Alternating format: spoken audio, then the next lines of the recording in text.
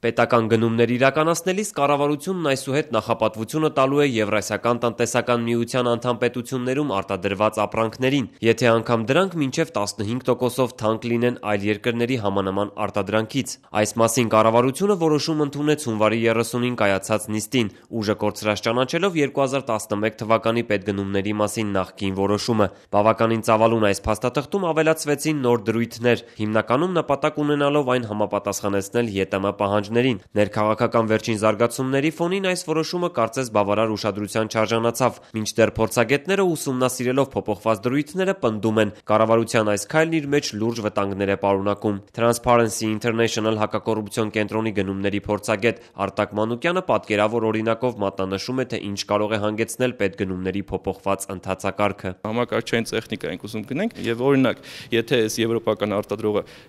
ավելի էժան էր կարողանում այդ պարագայում առաջարկել, ինքը դա հանդիսանում էր հաղթող, այսինքն մենք ձեռք ենք բերում նույն ապրանքը ավելի էժան գնով։ Հիմա երբ որ մենք պրեֆերենցիա ենք տալի 15% եվրասիականի, այս մարդը էլի նույն գինը առաջարկում, բայց ինքը չի հաղթում։ Եվ մենք ձեռք ենք բերում այդ 10-ի շնորհիվ դրա այդ 15%-անոց ընդհանուր միջև 14% կարող է լինել, հա, այդ ավելի թանկ ապրանքը եւ որակն էլ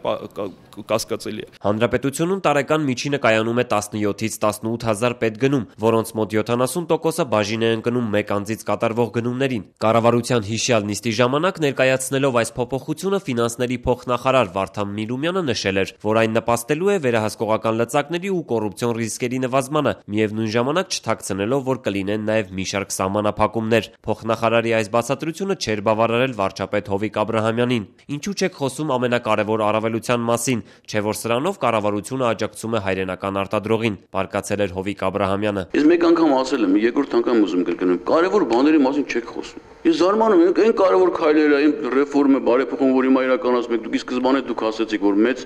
ռեֆորմ ենք իրականացնում, բայց պիտի մարդկանց բացատրեք, որպեսզի հասկանան, այո, մենք այստեղ մեր ներքին արտադրողին տալիս ենք առավելություն, հնարավորություն։ Մասնագետները մինչդեռ պնդում են, որ այս որոշումով հայրենական արտադրողները չեն շահելու։ Ըստ Արտակ Մանուկյանի, ԵՏՄ երկրների ապրանքներին 15% գնային առավելություն տալով կառավարությունն այսպիսով չի կատարում առևտրի համաշխարհային կազմակերպության առջև ստանձնած իր պարտավորությունները։ Մանուկյանը չի բացառում, որ այս որոշմամբ կառավարությունը նաև կոռուպցիոն նոր մեխանիզմներ է ստեղծում։ Օրինակ նույն եվրոպական ծագման ապրանքը ներկայացվի որպես Եվրասիական տնտեսական միության ապրանք, ծագման ապրանք, եւ դա այսպես ասած մատակարարվի որպես Եվրասիական ծագման ապրանք, եւ մենք նույն ապրանքը, որը որ ձեռք ենք բերում Եվրոպայից, գնենք